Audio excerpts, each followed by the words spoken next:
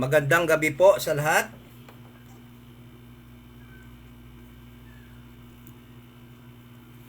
Sa mga kapatid na andyan ngayon nanonood at nagjo-join sa ating online program ngayong gabi sa ating pag-aaral. Salamat sa inyong pagbigay ng inyong precious na time upang maka-join lamang sa ating online Bible study. At salamat din sa mga friends na makisabay sa amin ngayon at mag-join sa ating Bible study. At sa lahat ng makapanood nitong video na ito na ating pag-aaral. At ito nga pala yung dispensation, Iloilo Dispensation of Grace Bible Church. Sa Iloilo, andito po tayo sa 7040 7th Street, Lawaan Village, Balantang, Haro. Yan yung ating address dito sa Iloilo. At ang Iloilo Dispensation of Grace Bible Church ay pag-iipon ng mga mid-acts believers na naniniwala na yung body ni Christ nag-umpisa dyan sa Acts chapter 9 at nagtuturo tayo na ang kaligtasan ngayon ay sa pamamagitan lamang nag-iisang gospel sa dispensation of the grace of God. Yan yung mystery na ni-reveal ni Jesus Christ kay Paul after na umakyat siya sa langit at bumaba siya muli sa Acts chapter 9 at iligtas niya si Paul, ang kanyang number one enemy. At doon, ni-reveal niya kay Paul ang dispensation of the grace of God. At sa ang panahon na ito, ang dispensation of the grace of God ay may isa lamang na gospel or good news na kung saan ang tao ngayon ay maligtas. At yung good news na yan ay mabasa natin sa 1 Corinthians chapter 15 verse 1 to 4. At ang good news na yan ay na ang isang tao dapat maniwala na si Jesus Christ ay namatay, bayad ng kanyang kasalanan, at si Jesus Christ ay inilibing at nabuhay muli sa ikatlong araw upang bigyan tayo ng eternal life. Para sa ating justification, yan yung good news. Yan yung magandang balita na makaligtas ng kaluluwa ng tao sa panahon na ito. Kaya, sa mga friends namin na nanonood na hindi pa sigurado kung paano ang kaligtasan, wala kayong ibang gawin kundi maniwala, mananampalataya na si Jesus Christ namatay, binayaran yung iyong kasalanan, inilibing siya, at nabuhay muli sa ikatlong araw. Okay? Yan lang lamang yung good news. Okay? So, before tayo patuloy sa ating pag-aral, as posted sa aking FB, yung ating title na ating pag-aaral ngayon, yung topic natin is Who are the armies with Christ in His second coming in Revelation chapter 19:14. Makita natin doon na mayroong army na sumusunod kay Kristo or kasama ni Kristo pagbalik niya dito sa mundo sa kanyang second coming. At yan ang alamin natin kung sino yan. Kasi sa maraming pagtuturo ng mga denomination ay kahit na ako for so many years naniniwala din ako na yung kasama ni Kristo dyan tayo daw yung mga church ngayong dispensation of the grace of God, yung mga naligtas sa panahon na ito ng dispensation of the grace of God. Pero sa masusing pag-aaral, sa talagang pag-aaralan natin based sa pamamaraan kung paano tayo mag-aral ng Bible, precept upon precept, comparing scriptures with scriptures, makita natin yung katotohanan kung sino talaga yon at ang kasama ni Kristo pagbaba niya sa kanyang second coming. At nakasulat dito sa Revelation chapter 19 verse 14 na yun ay mga armies. Okay? So, before tayo magpatuloy sa ating pag-aral, let us pray. Amay nga balaan, Lord, nagpapasalamat po kami ng malaki at patuloy na binibigyan mo kami ng opportunity na maipaalam ang iyong mga katotohanan, ang iyong mystery sa panahong ito. Alam po namin na yan ang iyong will, yan ang iyong gusto na mangyari, na ang ibinigay mong mga instruction kay Apostol Paul ay aming mailathala, aming mai-preach sa mga sasangkatauhan. At nawa po'y magkaroon ng heart na maunawain at mind na open ang aming mga kaibigan upang po maintindihan ang katotohanan na aming i-discuss ngayon, lalo na sa subject na ito, kung sino ba talaga ang kasama ni Jesus Christ sa kanyang pagbalik mula sa langit pabalik dito sa mundo sa kanyang second coming upang i-establish na niya ang kanyang kingdom for 1,000 years. Sa maraming panahon, maraming mga denominations, mga religions na nagtuturo na yan po ang mga saved members ng church sa ngayong dispensation of the grace of God. At sana po sa pag-aaral na ito maliwanagan kami upang matuwid namin ang aming mga maling pag-aaral. Nalaman galing sa mga denomination, kundi may rightly divide namin na mabuti at malaman namin kung sino talaga ang mga kasama ni Jesus Christ sa kanyang pagbalik. At dinadalangin po namin ang mga kapatid namin that are online, aming mga friends, at yung iba pang makakapanood after matapos ang video na ito. At thank you po sa buong araw na ibinigay mo sa amin, sa mga supplies, material at mga spiritual na binigay mo po sa amin. At amin pong dalangin ito lahat sa ngalan Kristo Jesus na aming manluluwas. Amen. So, sa nasabi na natin, almost all denominations nagtuturo na yung kasama ni Kristo sa kanyang pagbalik sa second coming ay yung mga na-save, yung church sa ngayong dispensation of the grace of God. At na sa matagal na panahon naniniwala tayo, ang karamihan sa atin, at ako talaga nagpapasalamat na natuto akong mag-rightly divide, mag-study ng Bible dispensationally, at nakita natin ang katotohanan. At bilang ambassador, bilang minister of reconciliation in this dispensation of the grace of God, ay ating mga ating obligasyon, ating trabaho to tell the truth, upang sabihin natin ang katotohanan na walang takot, sabihin natin ang katotohanan whoever ang ma-offend. Ang importante na masabi natin ito, at naniniwala din ako na yan ang totoong love, yan ang totoong pagmamahal, na regardless kung ano man maramdaman na natin, ay masabi lamang natin ang katotohanan. Okay? So, let us now read as we start. Alam kong sa mga RD, almost sa mga RD, nagra-rightly divide. Alam na po ito, ngunit dito sa ating bansa, here in the Philippines, napakarami nang naniniwala na yung sila daw ito ang kasama ni Kristo pagbalik niya. Kaya dapat talaga natin bigyan ito ng pansin, dapat talaga ituro ito at mapangaral online. Okay?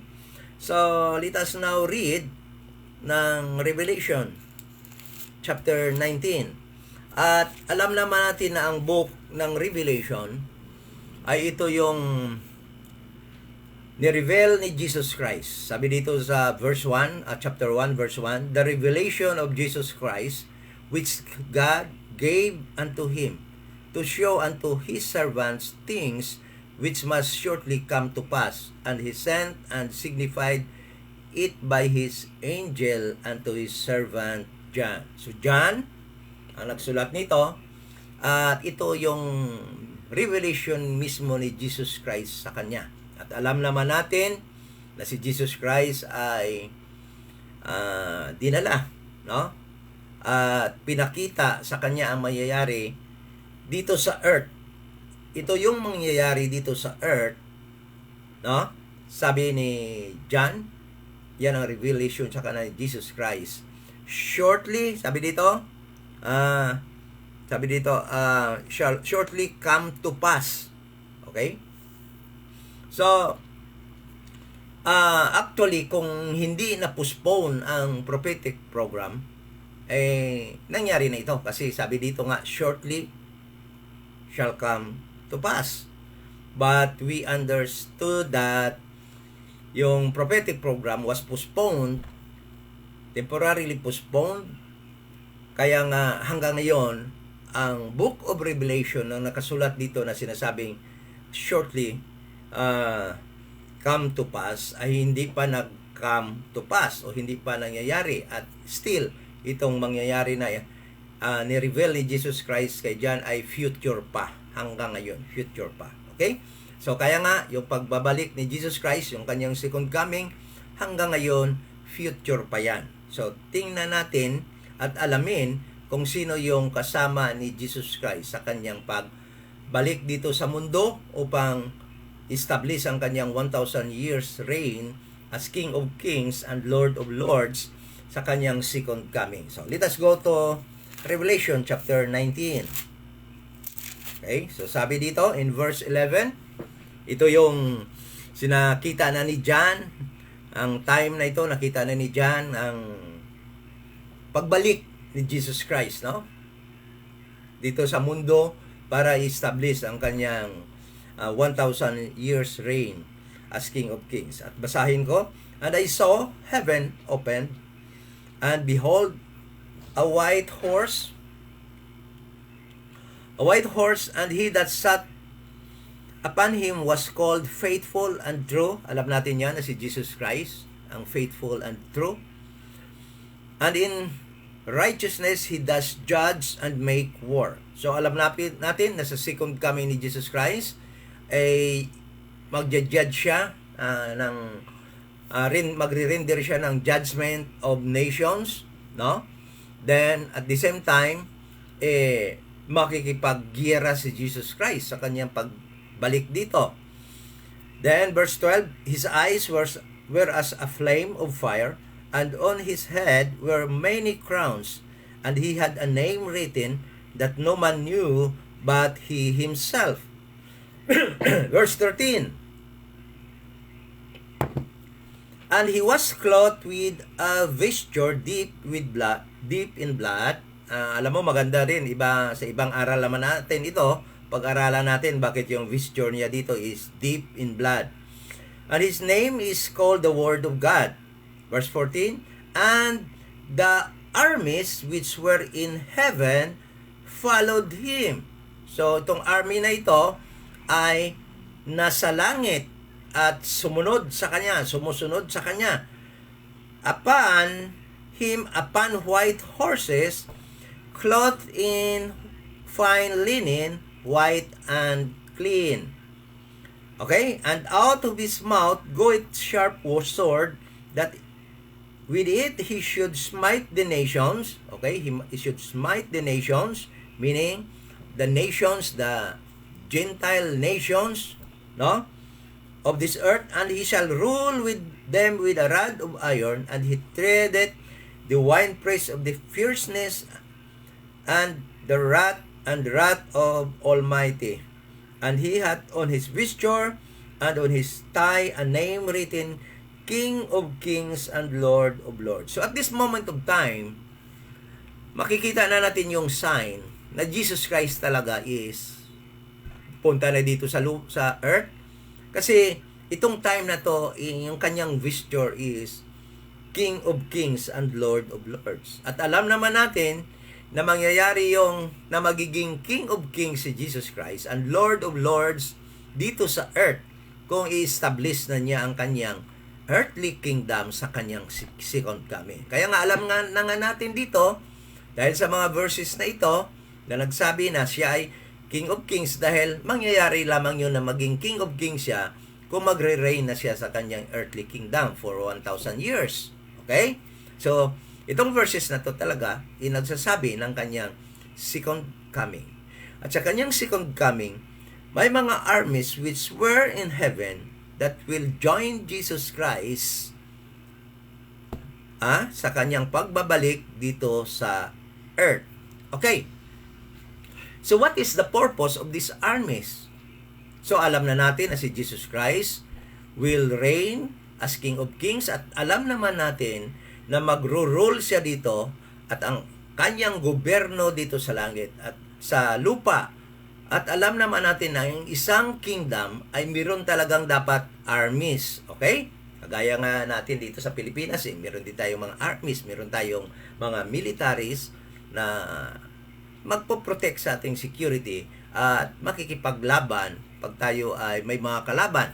That is the very purpose of armies, to fight against our enemy. So Jesus Christ, alam naman natin sa kanyang pagbaba dito sa lupa ay makikipaglaban siya sa army ni Antichrist.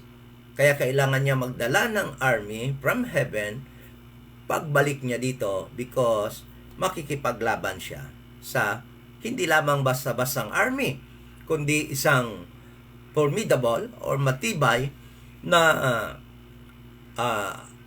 allied of armies, dahil na marami nga magiging ally si Antichrist sa kanyang pag-reign as king dito sa 7 years tribulation period. Siya maghahari dito sa mundo at talagang magpapakilala na siya at marami ring magkakampi sa kanyang mga nations, Gentile nations, at yan yung magiging kalaban ni Jesus Christ by the time na bababa siya dito. So kailangan niya ng army. Okay?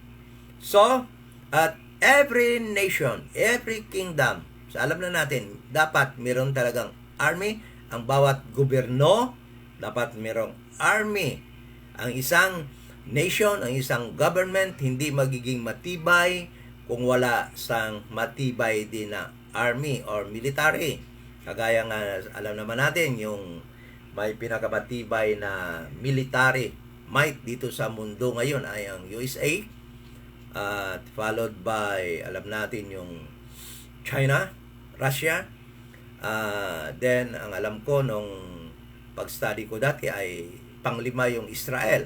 Ewan ko ngayon kung ilan na yung Israel, but alam natin na isa yung Israel sa may pinaka magaling din at na military might, okay, dito sa mundo. So the very reason why Jesus Christ kasama niya yung mga army is that dahil nga makikipaglaban siya sa army ni Antichrist. Kaya tingnan nyo dito sa verse 19, chapter 19, verse 19. Medyo skip na natin yung iba mga verses na to save time. Verse 19, and I saw the beast and the king of the earth, the kings of the earth, plural, the nations,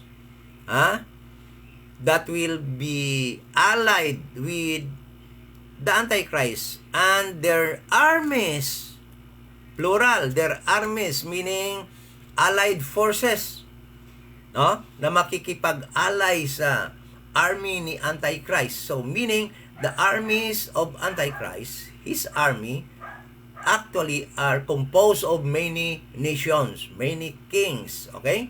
So napakarami kung tutuusin mo lang ito. Gathered together to make war against him that sat on the horse and against his army. Okay. So, first, alam na natin na mga army ito. But, ang sabi ng mga denominations ay, ito daw yung mga saved people or members of the church, the body of Christ. Or, sabi ng mga denomination, sila daw yon. Kung yung nasa denomination ka ng Pentecostal, sabihin nila, kami yun. O, kami yun. Pag rapture, akyat kami, din pagbababa, kasama kami ni Jesus Christ. Baptist, ganun din yung belief nila, na sila din daw yun. At pag rapture daw, kasama sila sa rapture. Pagbalik ni Jesus Christ, kasama din sila. At magre-reign dito si Jesus Christ at kasama din sila magre-reign dito sa earth. Tama ba yon? Yan ba? Yan ang pag-aaralan natin. Huwag na natin banggitin ang iba pang mga denominations, kahit na yung mga fake RDs, ganun din yun. Yung mga fake RDs na andito sa Pilipinas ngayon, ganun din yung tinuturo na kasama din daw sila ni Peter, no? Pati sila din daw, kasama din sa rapture, at doon daw sa heaven, kasama ni Jesus Christ, pagbalik, at magre-reign din daw sila doon, kasama ni Jesus Christ, in Christ's earthly kingdom. But, listen to this. That earthly kingdom was promised only to Abraham and to his seed, physical seed. not to the body of Christ. Kaya, listen to this. Kung gusto nyo malaman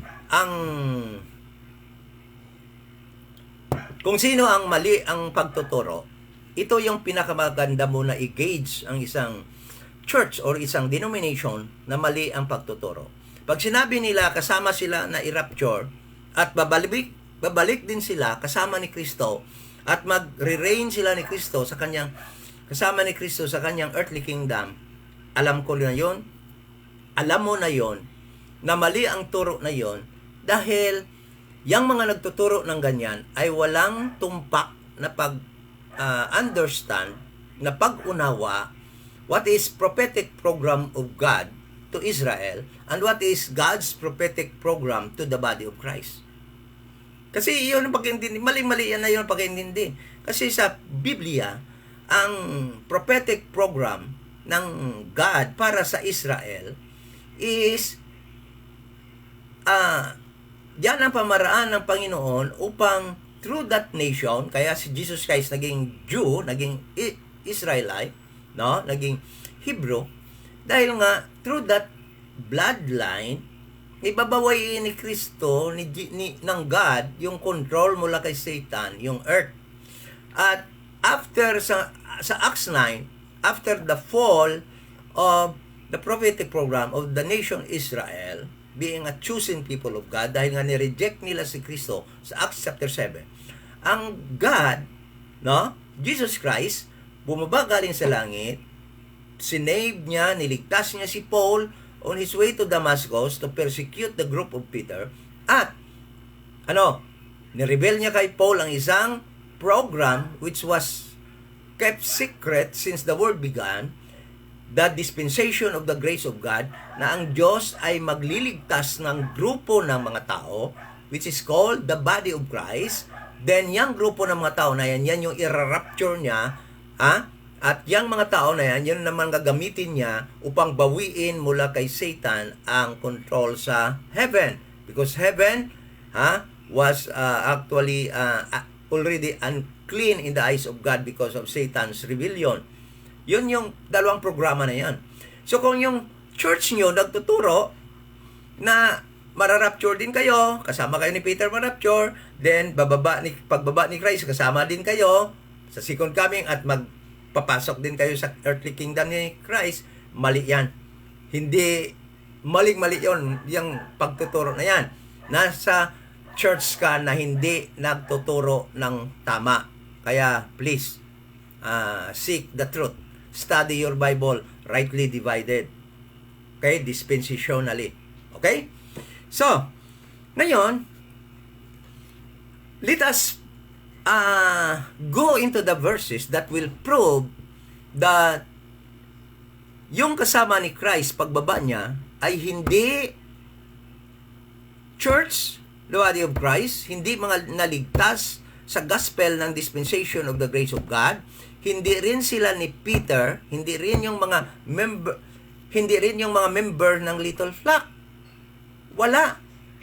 Yung tatlong churches na na-mention dito sa lupa, the church in the wilderness, the church, the body of Christ, the church, the Little Flock, the Messianic church, and the church, the body of Christ, never magiging kasama ni Jesus Christ pagbaba niya.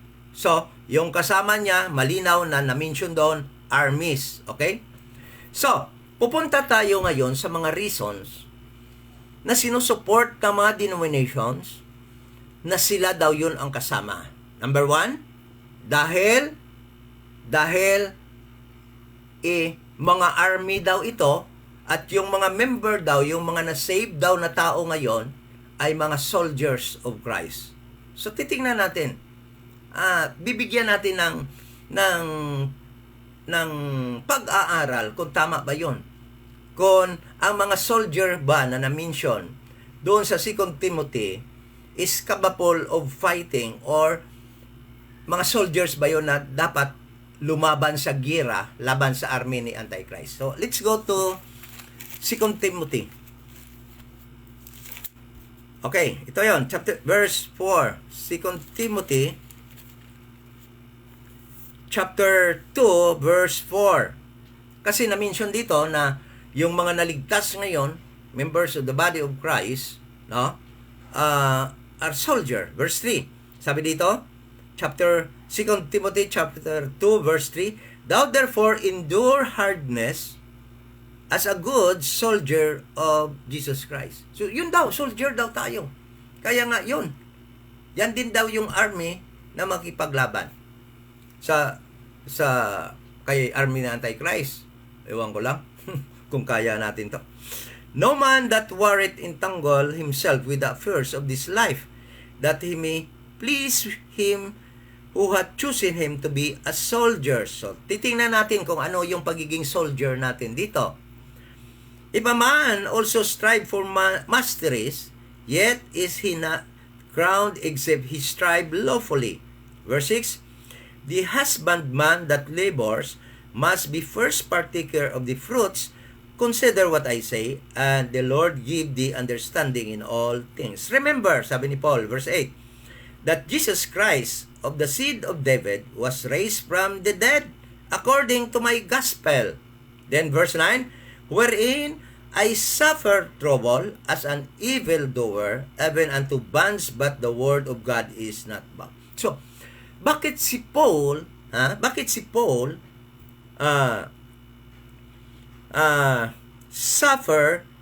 suffered trouble? Dahil ba siya ay soldier? Dahil ba siya ay isang sundalo at nagkikipag-away sa labanan sa giyera? No. Iba yung labanan ni Paul as a soldier. Iba din yung labanan natin as soldier of Christ in this dispensation of the grace of God. Yung laban natin dito is, ano sabi? Sabi ni Paul, "Remember that Jesus Christ of the seed of David was raised from the dead according to my gospel." Yung laban ni Paul dito is according to the gospel that he was preaching.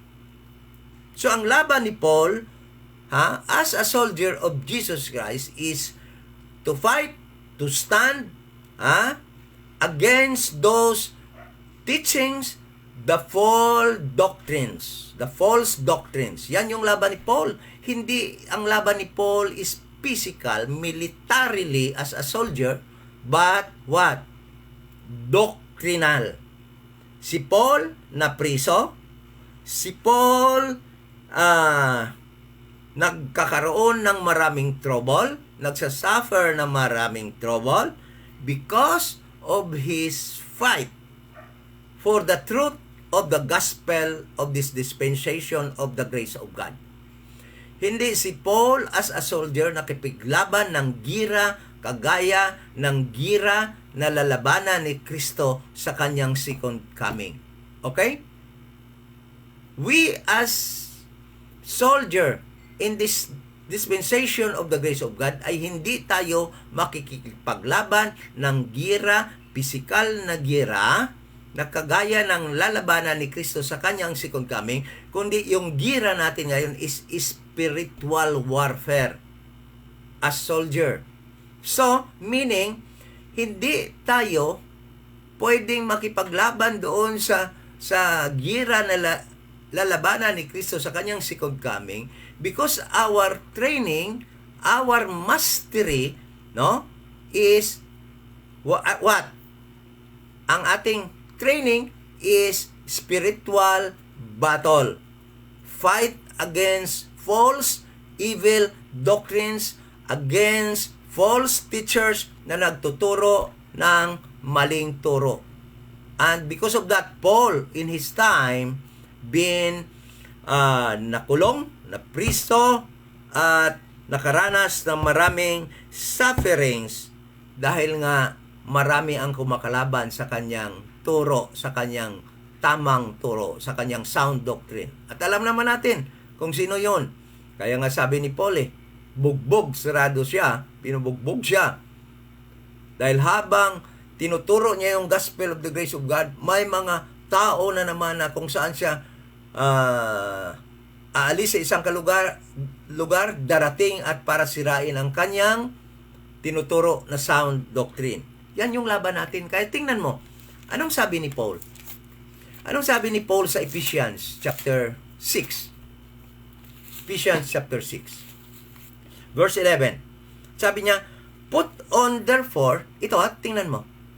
Yung gira natin, spiritual warfare against principalities in the air, no? Kaya tingnan mo yung isusuot natin. Panggira ba ito na kagaya ng Roman army noong panahon? Hindi, tingnan mo. Put on the whole armor of God that ye may be able to stand against the wiles of the devil. Ipuputo natin yung whole armor of God. At tingnan natin kung ano yung whole armor of God. For we wrestle not against flesh and blood. Hindi tayo nakikipag-away ng physical na laban, kagaya ng laban ni Kristo pagdating niya dito sa kanyang second coming, which is physical na laban yun. In fact, dadanak yung dugo doon sa Valley of Megiddo nang aabot sa horse bridle, no? Sa panahon na yon na laban ni Kristo dahil physical yon. Dito, sabi naman ni Paul, for we wrestle not against flesh and blood, but against principalities, against powers, against the rulers of darkness of this world, against spiritual wickedness in high places. That is our fight. Against wickedness, against spiritual wickedness in high places, against the ruler of darkness in high places. Spiritual warfare. Yung laban natin is about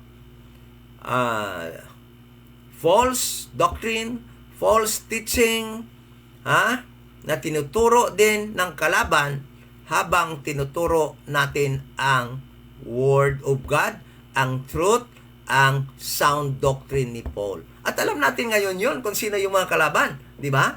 Yung mga kalaban natin ngayon, yung mga nagtuturo, isa na yung mga nagtuturo na kasama daw sila ni Peter sa rapture, at babalik dito sa lupa sa second coming at papasok.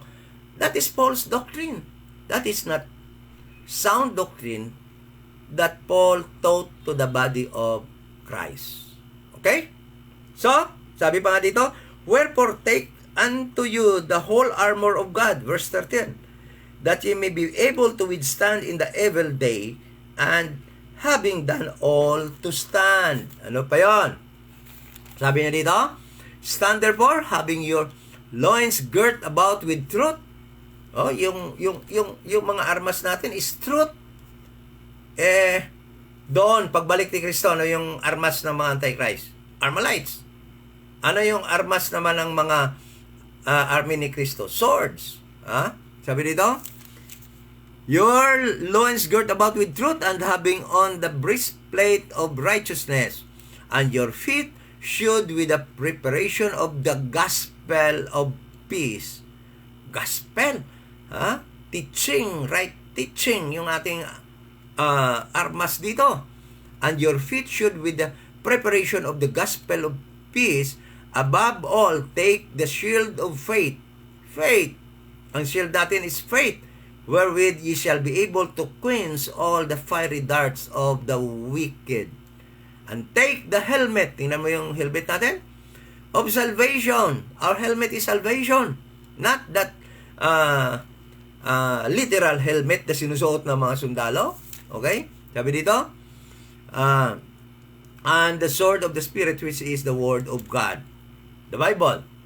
Yung pinaka-sword natin. So, ibig sabihin, ang soldier, being soldier of Christ, ang mga believer ngayon, in this dispensation of the grace of God, hindi ang laban natin is spiritual, hindi yun ang laban na lalabanan ni Kristo sa kanyang balik. So, pagbalik dito sa earth, sa kanyang second coming. Meaning, hindi tayo yon. Hindi tayo yon. Okay? So, balik tayo doon sa sabi na Manila, tingnan mo kasi nakaputi ng suot na damit. Okay. Tayo daw ito kasi nakasuot, sabi dito, and the armies which were in heaven followed him upon white horses, clothed in fine linen, white and clean. Sabi nila, tayo yan. Yan yung mga na-save in this dispensation of the grace of God. Yan yung mga, yung church ngayon. Bakit? Kasi tingnan mo, puti yung suot nila, cloth. We in fine linen. Tatanungin ko kayo. Saan ba sa sound doctrine ni Paul from Romans to Philemon na sinuotan tayo ng fine linen? White, fine linen. Saan ba yon? May makikita ka ba doon? Sa sinulat ni Paul? No. Ngunit, titingnan natin, comparing scriptures with scriptures, kung sino ba yung mga nakasuot palagi ng fine linen? White and white. No? Okay, tingnan natin. Revelation chapter 6, chapter 15, verse 6. Balik tayo sa Revelation. Chapter 15, verse 6. Sabi dito, and the 7 angels came out of the temple, having the 7 plagues, clothed in pure and white linen. Sabi ng verse, Revelation chapter 15, verse 6, na yung mga angels, yan yung mga nagsusuot ng cloth na fine linen, white fine linen. Mga angels yung nakasuot palagi noon. Hindi mga members of the body of Christ, hindi mga na-save sa dispensation of the grace of God. Meron ka ba doon sa makita sa Romans to Philemon na yung mga members of the body of Christ sinuotan ng fine linen, white and clean? Wala. Kundi yung mga angels, yung palaging makikita natin at mababasa na sila yung nakasuot ng white linen, pure and white linen. Okay? Tingnan pa natin sa Acts. Ito, sa Acts. Ano ba yung mga suot ng mga angels sa Acts? Acts chapter 1. Nung si Jesus Christ ay sa kanyang ascension sa langit, mayroong 2 tao na napakita doon. Na mention ng men, plural, 2 yon, 2 men, ngunit alam naman natin na angels yun. At tingnan natin kung anong suot ng 2 taong yon. Okay? Acts chapter 1, verse 10. Basahin natin verse 9. And when he had spoken these things, while they beheld, he was taken up, and a cloud received him out of their sight. After giving his final instruction to the group of Peter, okay, the 11 apostles, kasi wala pa si Matthias noon, umakyat na si Jesus Christ to heaven. Nag-ascend na siya sa heaven. And in verse 11, sabi dito, verse 10, and while they looked steadfastly toward heaven, as he went up, behold, 2 men stood by them in white apparel. Tingnan mo. Pagdating sa mga nakasuot ng puti, white linen, white apparel, always naka-refer yun sa mga angels. Okay? So, yung mga armies na kasama ni Jesus Christ galing sa langit, papunta sa lupa, sa kanyang second coming, ay makikita natin at malalaman natin na hindi pala yon mga believers, saved believers of this dispensation of the grace of God. Hindi rin yun sila ni Peter at ng kanyang grupo na ma-rapture at bababa kasama ni Kristo sa kanyang second coming, dahil yung kasama niya is mga angels. Okay? Yan kasi yung mga nakasuot ng white linen, white apparel na dinidescribe na clean. Okay? Sila yon, mga angels. So, wala na. Mali na yung turo na sila ni Peter yon, or members ng Little Flock, or mga na-save ngayong dispensation of the grace of God. Mali na yung turo na yon, na sila pala yung kasama ni Jesus Christ pagbalik. Okay? So, ano pa? Ano pa yung mga proof na makita natin? Okay? Ano-ano pa yung mga proof na makita natin sa Bible na angels talaga yung kasama ni Jesus Christ at hindi mga grupo nila ni Peter, hindi ang mga na-saved na believer of this dispensation of the grace of God. Hindi mga members of the church, the body of Christ. Okay?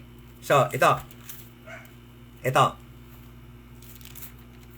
Matthew.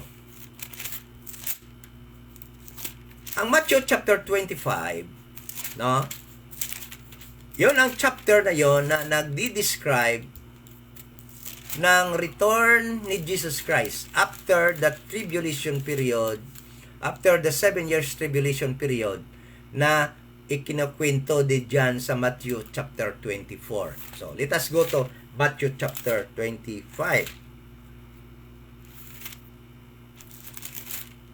So, sabi dito, Matthew chapter 25,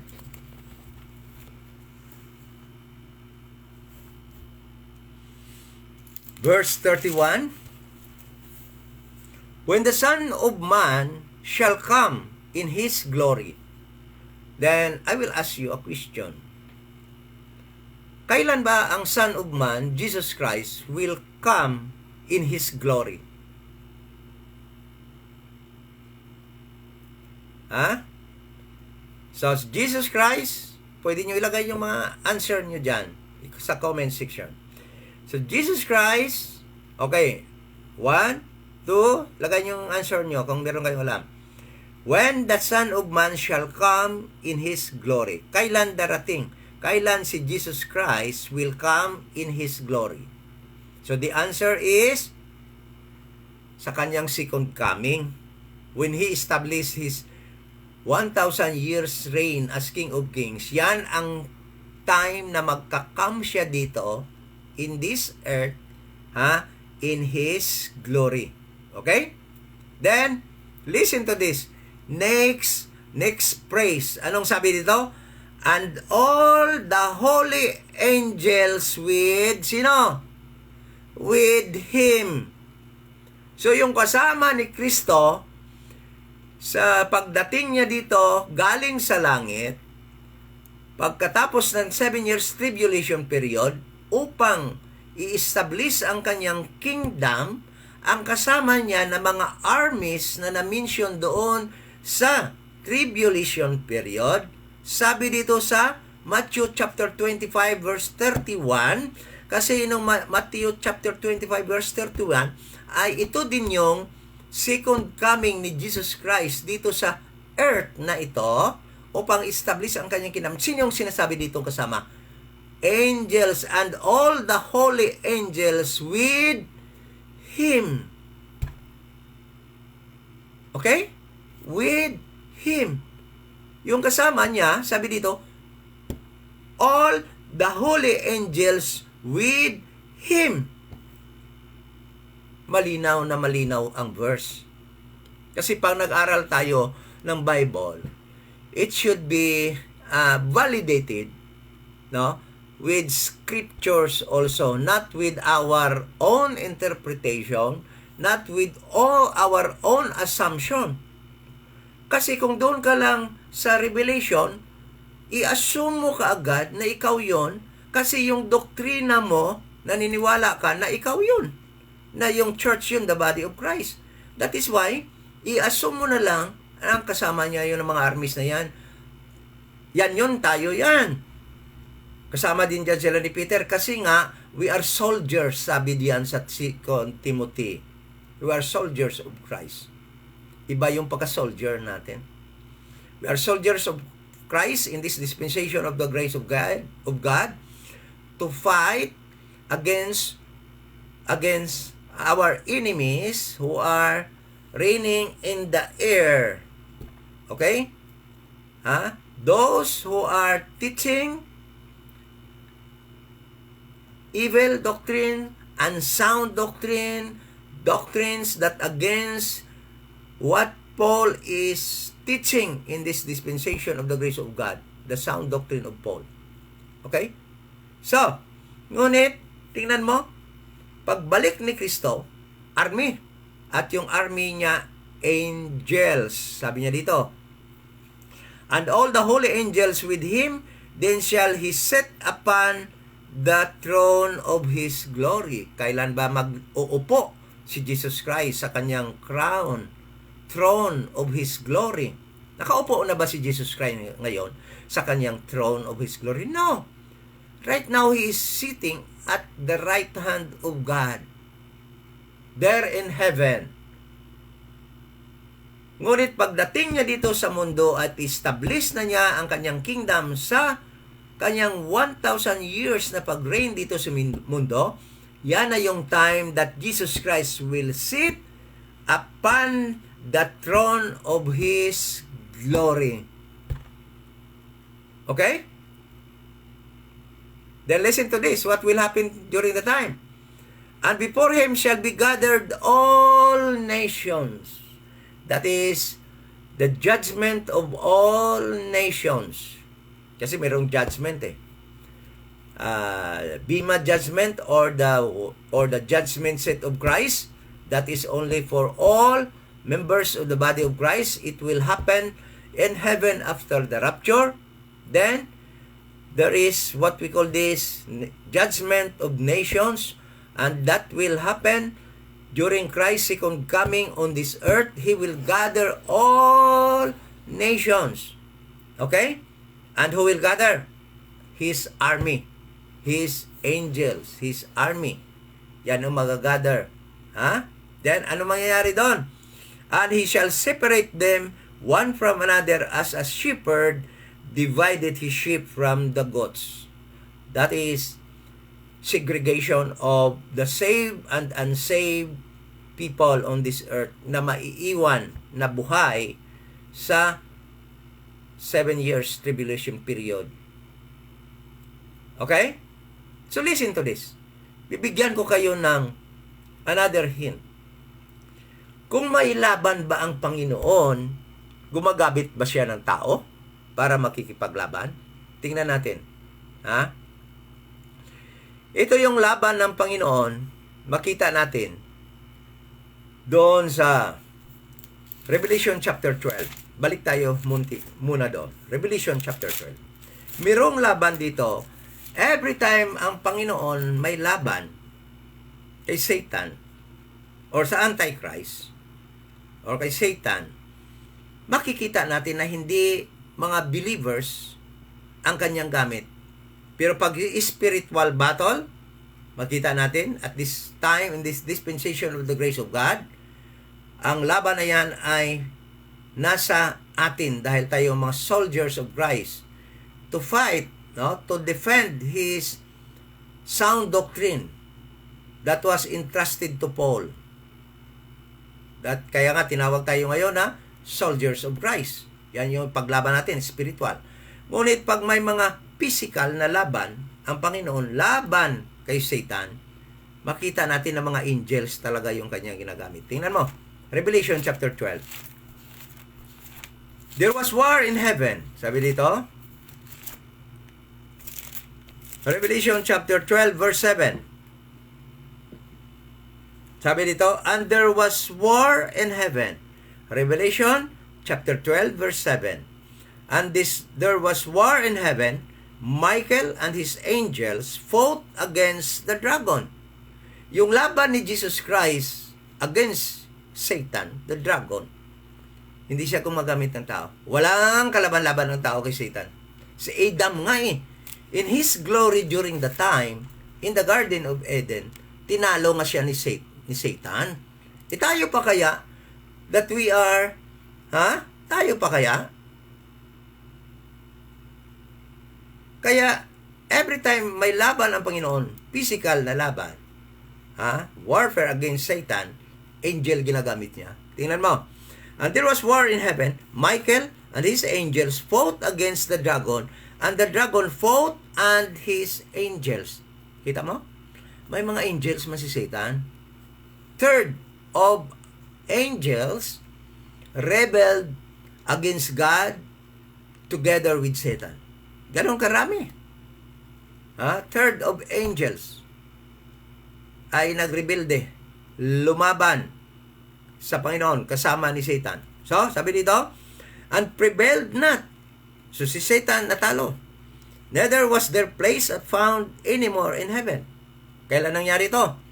After the first half of the tribulation period, may laban sa langit, ay tayo doon na ang mga body ni Christ. Yung totoong mga ligtas, ando doon na yan. Pero yung mga sabing papasok, mararapture daw dahil kasama pa ni Peter, ay mukhang mali yung gospel na napaniwalaan nila. Mukhang gospel na may baptism yon. Kaya siguradong hindi ligtas yon. Kasi yung gospel nila may baptism. Yung gospel ngayon walang baptism. Baptism by the Spirit, meron. Pero walang water baptism. Pagka yung gospel mo may water baptism, sabi ng Bible, it will make the cross of Christ of none effect. Kaya sigurado wala sila doon. Okay? So, and prevailed not, neither was their place found anymore in heaven, and the great dragon was cast out, that old serpent called the devil, and Satan, which deceiveth the whole world, he was cast out into the earth, and his angels were cast out with him. Tingnan mo, sinong tumalo kay Satan sa laban niya doon sa langit? Sa first 3.5 years ng tribulation, in the middle of 7 years tribulation, there will be war in heaven, and Michael, the army, the head of the army, the captain of God's army, will fight against the band, the minions of Satan, and Satan himself, the dragon, and they will be defeated, and Michael will cast them to the earth from heaven. Tingnan nyo, army. Kaya please naman, huwag nyo isisiksik yung sarili nyo dito, na hindi naman kayo ang kasama ni Jesus Christ pagbaba. No, hindi kayo ito. Hindi ako ito, hindi kami na mga RD, hindi kami na nag-believe sa gospel of the grace of God. Neither kayo na naniwala doon sa gospel ni Peter nga kasama kayo doon na may water baptism, neither kayo. Kasi lalo na hindi kayo ma-rapture dahil hindi kayo member ng body ni Christ. Okay? So, magtanong kayo ngayon, bakit nga ba hindi tayo na mga members of the body of Christ? Unang-una, hindi tayo army na pwedeng lumaban sa kalaban. At pangalawa, the body of Christ, the church of this dispensation of the grace of God, called the new creature, the body of Christ, the mystery church of Christ, no, after the rapture, will be in heaven eternally. We live and will inherit Christ's kingdom, Christ's heavenly kingdom.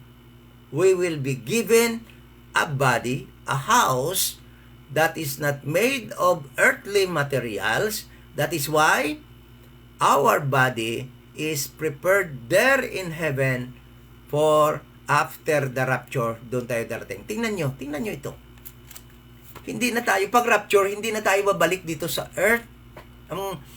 Ang ganda din sana, kung babalik tayo. Ako gusto ko rin yun kasi para makawitness tayo ng glory when Christ will enter into His kingdom, earthly kingdom. But, wala tayong magawa kasi hindi pwede nating baguhin yung plano ng Panginoon. Ang plano kasi ng Panginoon na tayo na mga members, na tayo na save in this dispensation of the grace of God from Acts 9 up to the rapture, called the church, the body of Christ. Our inheritance is heaven, Christ's heavenly kingdom, while the group of Peter, the seed of Abraham, those who are saved, those who were saved from Adam up to Acts chapter 7, up to Cornelius, and up to the eunuch na naligtas sa gospel of the kingdom, of the earthly kingdom of Christ, they will all inherit the earth, but they will not be raptured up to heaven and go with join Christ in His second coming. No, they will be in paradise until now, waiting for their bodily resurrection during the second coming of Christ. Sana maliwanag. Okay? So, ito, bakit tayo hindi kasama pagbalik ni Christ? Na ni-rapture na tayo. No? Na-rapture na tayo after the fullness of the Gentiles in Romans chapter 11 verse 25. Then, bakit hindi tayo kasama pagbalik ni Christ? Kahit anong gusto natin, hindi mangyayari yun. Kasi, magiging mali yung Bible kung pinagbigyan ka, kahit anong luhod-luhod, yung nil mo, kahit ano yung plea mo. Please, Lord, pwede isama mo ako, Lord? Kasi gusto kong bumalik sa lupa. Hindi pwede yun, kasi hindi nga pwedeng baguhin na yung nakasulat. Bakit? Ano bang nakasulat? Ito, tingnan mo. 2 Corinthians chapter 5, verse 1. Sabi dito,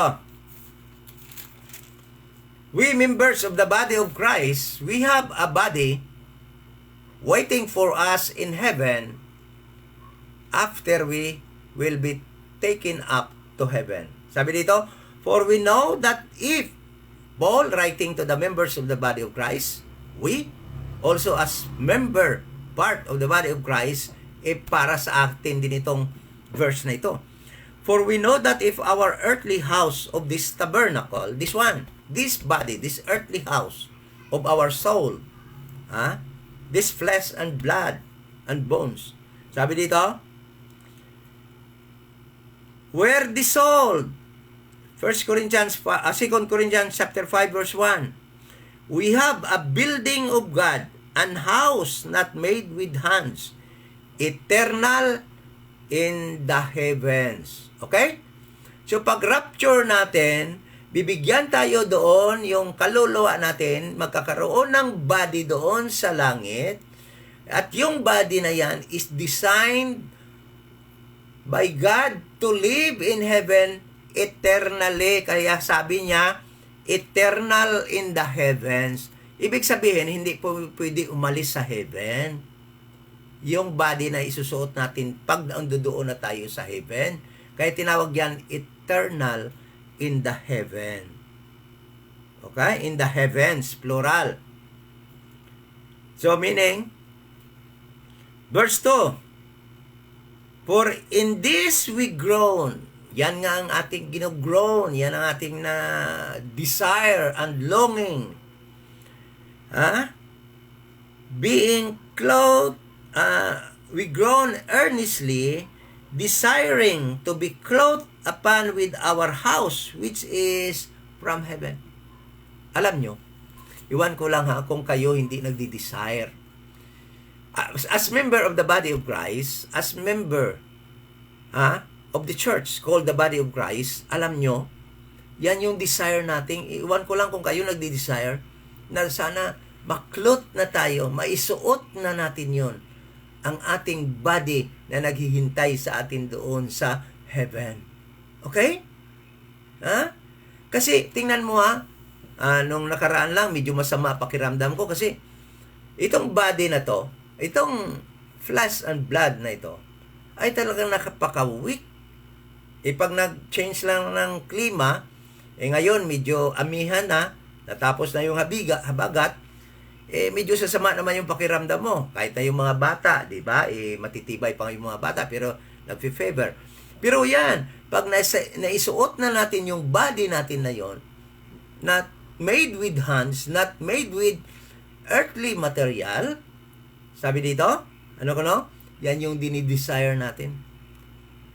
Anong ganda, anong sarap sa pakiramdam kaya kung yung maisusuot na natin. Kaya yan ang nilulong natin. Sana mag-rapture na, although na medyo naman meron tayong iba namang desire na huwag lang sana mag-rapture kasi marami pa tayong mga kamag-anak, mga loved ones na hindi pa naligtas, no? Medyo nababalance naman. Pero talagang yung desire natin na maisuot na natin yung bahay natin, yung ating katawan na ando doon sa langit. At yan ay eternal in the heavens.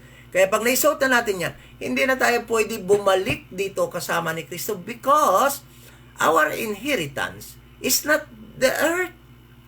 Is not the earthly kingdom of Christ. Our inheritance is the heaven, the kingdom of Christ in heaven. That is why, kaya nga natin naintindihan ngayon na nagra-rightly divide na tayo, bakit mirong rapture at bakit mirong bodily resurrection.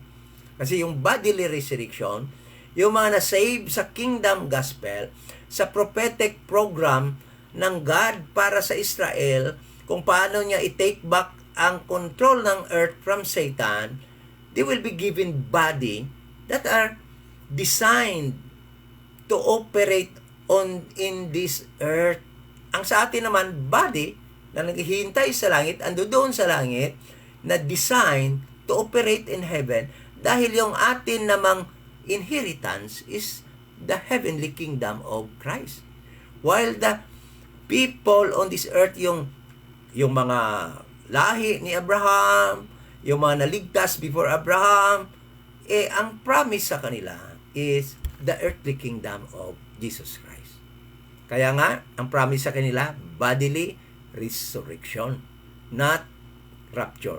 Kaya, kung naintindihan mo, yung tamang nagtuturo ng Bible, nakaalam dapat ng ganitong truth, ng ganitong katotohanan, na mayroong program ang Panginoon kung paano niya i-take back ang heaven from Satan, at paano naman niya i-take back ang earth from Satan.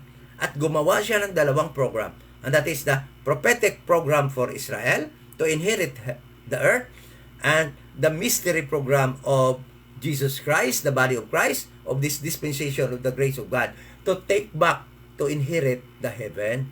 Yung dalawang yun, hindi mo pwedeng pagsamahin yun.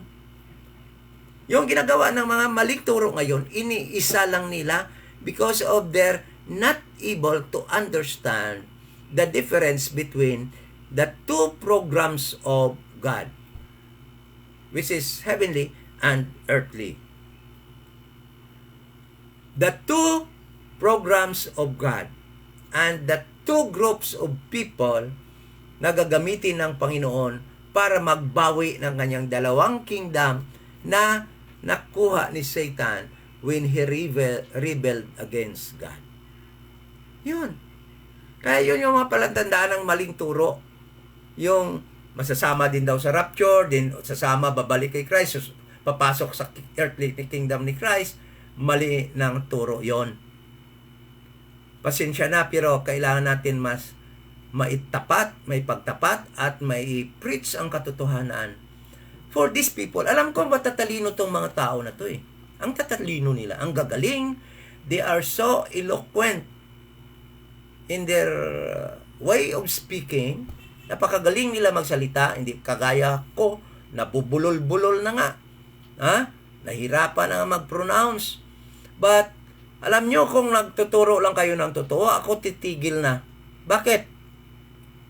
Kasi ibibigay ko na sa inyo yung pagtuturo kasi ang gagaling nyo magsasalita. Kasi ang gagaling nyo lang sa hanggang salita lang, pero walang tamang doktrina, walang sound doktrina ituturo. Purong maling turo. Kinukuha nyo yung program ng Israel, ng Panginoon, para sa Israel, at yan ang tinuturo nyo ngayon sa sitong dispensation of the grace of God, na ang dapat nating sundin ang instruction na ibinigay kay Paul na tinatawag sound doctrine.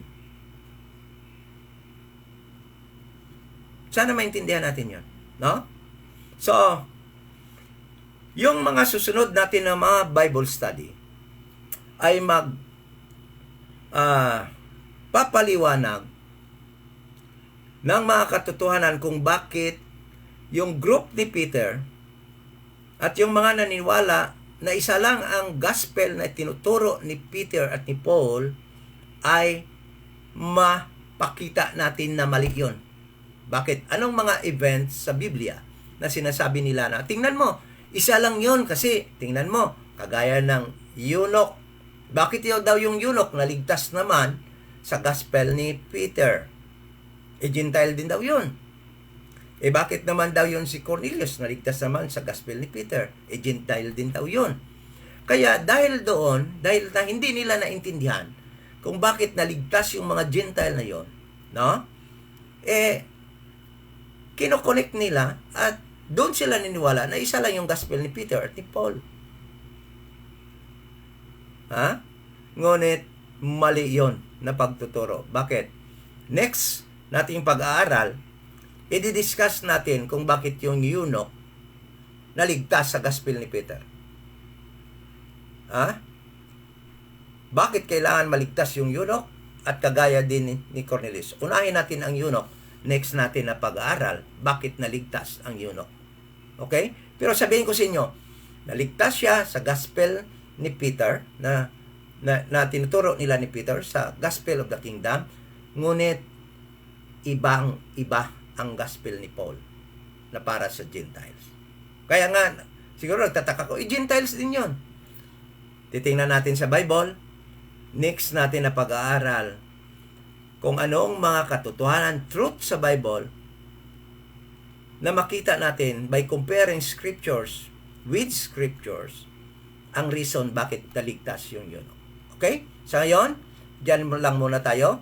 At hopefully, with those verses na ating pinag-aralan, naging maliwanag sa bawat isa na yung gospel, na yung kasama ni Jesus Christ sa kanyang second coming from heaven to earth to establish His 1,000 years reign as King of Kings and Lord of Lords ay hindi mga grupo nila ni Peter, hindi yung mga na-save doon sa church in the wilderness, yung mga na-save mula kay Adam, hindi din ang mga members of the body of Christ na na-save sa dispensation of the grace of God, kundi mga angels to fight, no, against the enemies of God.